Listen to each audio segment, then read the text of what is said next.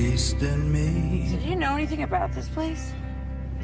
Just the address. It's caged by frail and fragile bars. Wow. Restless by day and by night, rants and rages. Look like Granny likes to play a little pool. What exactly did Granny do for a living? I have no idea. I just learned about her yesterday. The beast in me. God help the beast in me.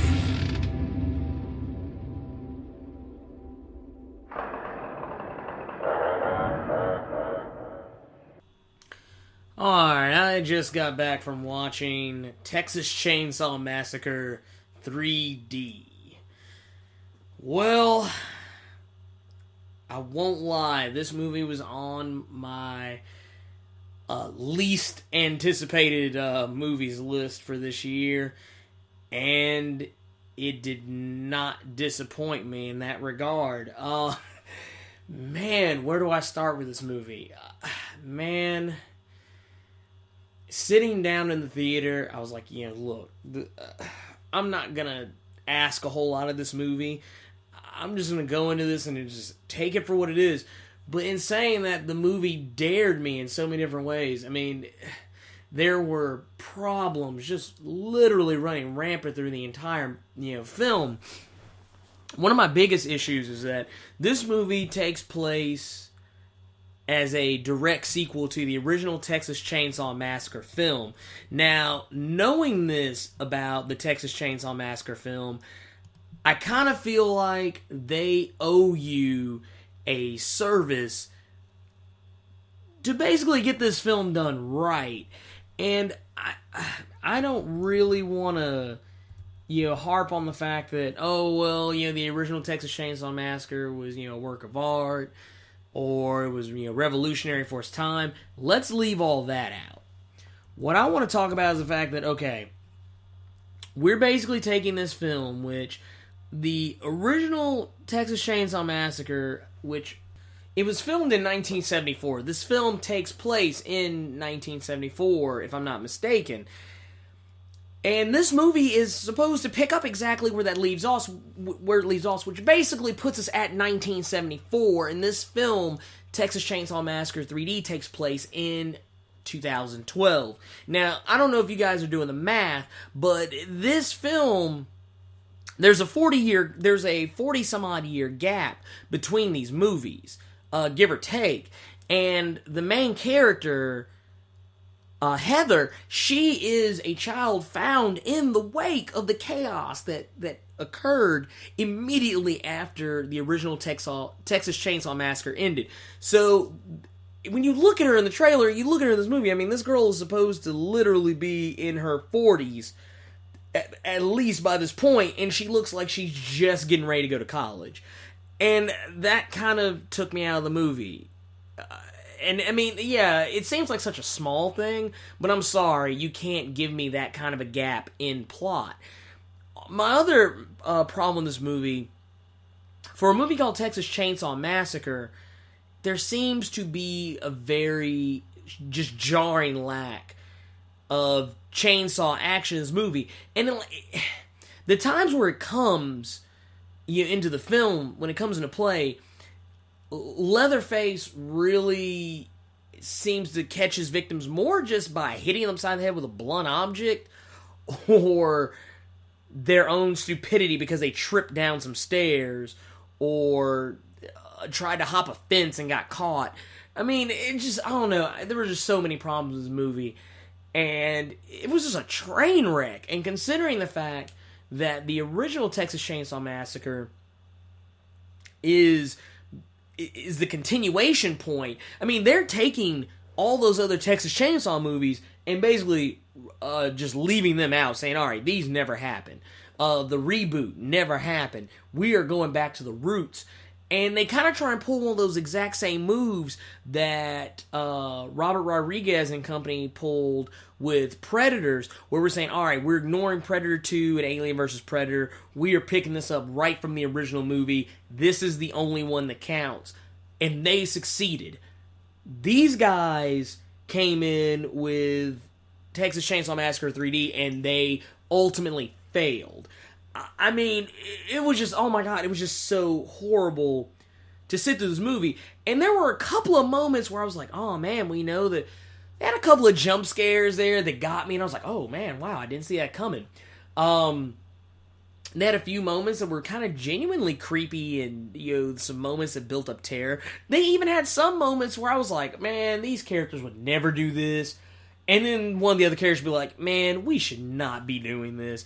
Or there's a scene where there's a cop who is being led into, he's following the trail of one of the victims and going into the Sawyer house to try and investigate what's going on. And there's even a point where at first he's all about bravado and saying, oh, well, I got a gun and chainsaws don't make you bulletproof.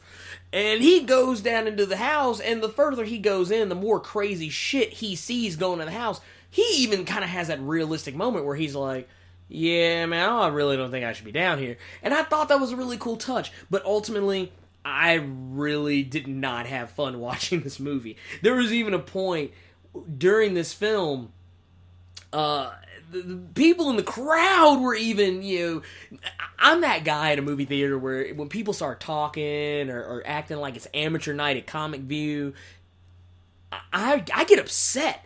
And I'm that guy that will shush you or tell you to shut the fuck up.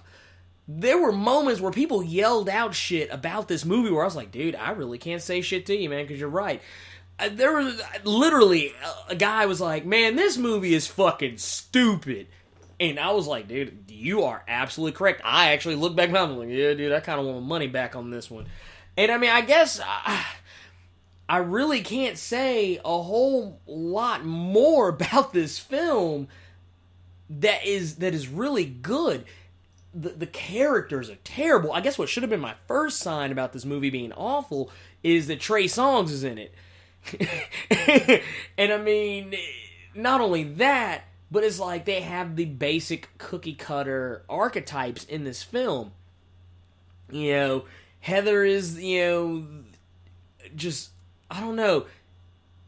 There were one part of this movie, and this was at the very end, kind of made me go back and just think to myself, wow, if they would have done this one thing, everything else in this movie would have been null and void. The ending of this movie also kind of rendered a lot of all the emotions that came up in this movie from the main character were rendered null and void.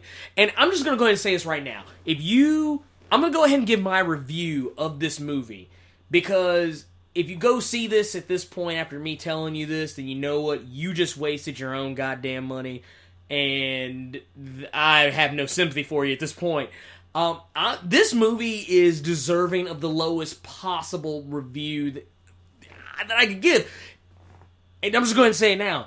This movie started 2013 for me, and instead of starting with a bang, it just dropped a deuce all over whatever expectations I had for this film. So I'm just going to go ahead and say it right now. This film sucks shit through a fucking straw. I can't put it any more eloquently. The movie fucking sucks. It is rancid. It is a plague upon your house. So, I'm just going to... Let's get into the spoilerish part of this, because I really just have to talk about this shit. So, if you don't want to know anything, if you plan on going to see this movie, despite what I've just told you, then God help you. But I'm going to go ahead, because I really just want to talk about this. So, go ahead and turn away now. Go on about your business. Because all the rest of this is spoiler. You have been warned. Okay. You're gone? Alright, cool. Let's talk about this shitty movie. Okay. So, basically, there's a part early on in this film where the girl finds out that she was picked up by some backwoods rednecks who found her in the remnants of the fire that destroyed the Sawyer family for the most part. She finds out that she has a true grandmother who has passed away and leaves her home in her will. And she's like, okay, well, look, I need to investigate this. I need to find out what's going on. She goes and talks to the lawyer who's handling the estate, and he hands her this humongous set of keys it just looks like some shit you see in Looney Tunes, and it has this gargantuan key on it. He basically tells her, all right, look, here's the keys, here's the code to the gate, here's everything you need to know, and, oh, by the way, there's a letter in there from your grandmother. I suggest you read it immediately, and he's like, all right, look, well, I gotta go. And the girl's like, well, hey, all right, why don't you just come on in?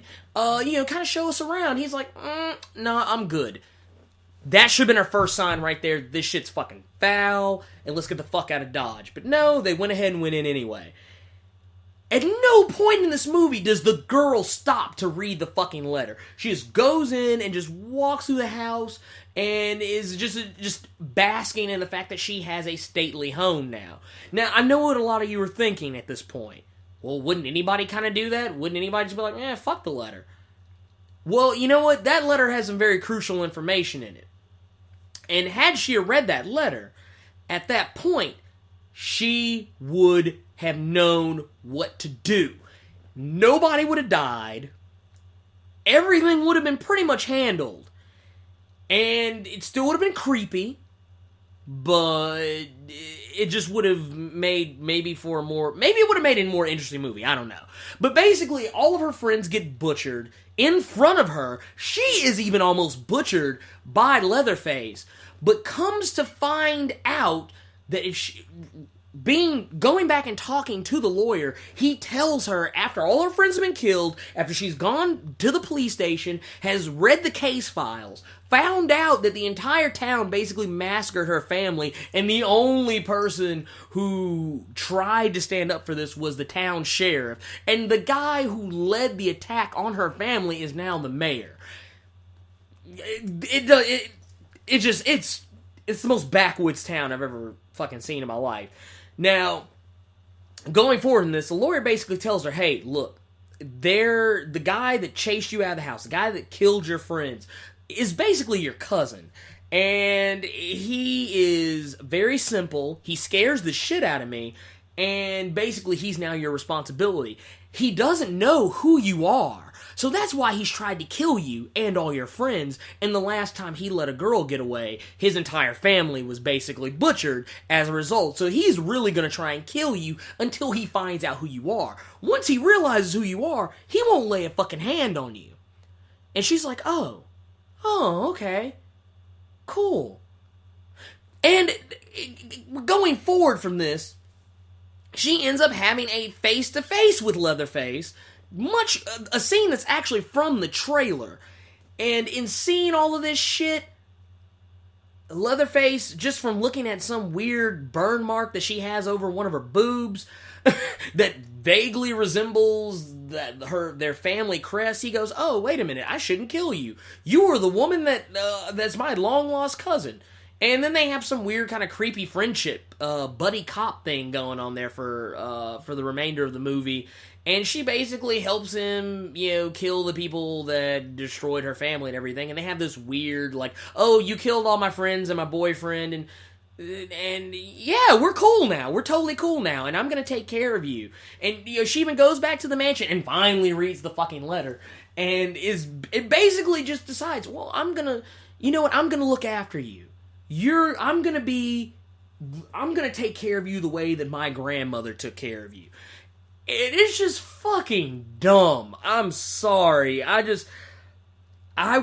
honestly, if I could find the people who directed this film, the entire cast and crew that put this movie together, the people who thought this was a good idea, I'm sorry, I would just take a deuce all over you. Because that's exactly what you fucking did to me when I walked in this movie theater. Now, granted, yes, I walked into this expecting a bad film, but I'm sorry, this movie fucking sucks.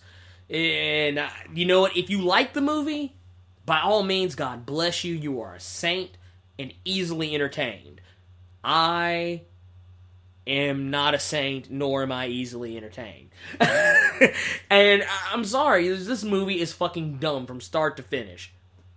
The only good thing I can say about this film, the one saving grace that I can say about this movie, is that it has some of the best 3D I have seen in quite some time. The 3D is absolutely amazing. And I don't know if maybe this has something to do with bad, shitty horror movies that are in 3D, but just about, of all the movies that have come out over the last few years since 3D kind of made a comeback and it became this new big thing, all the three best movies I have seen with phenomenal 3D, I'm talking about better than shit you see in Toy Story, How to Train Your Dragon, Clash of the Titans, Wrath of the Titans, Harry Potter, Avengers, Spider-Man, whatever the fuck. The best movies I've seen with 3D are shitty horror movies. My Bloody Valentine 3D, Piranhas 3D, and now this fucking movie. Texas Chainsaw Massacre 3D is probably the best 3D movie I've seen. The best use of 3D. I don't know if it was a conversion, if they shot the shit in 3D, but on a visual level, the movie is amazing. And that's the one good thing I can say about it. The movie is acted poorly, the movie's directed poorly, this movie was written poorly, everything about this film is a fucking abomination. There, I've said it. This movie sucks shit through a straw. Everybody, have a good night.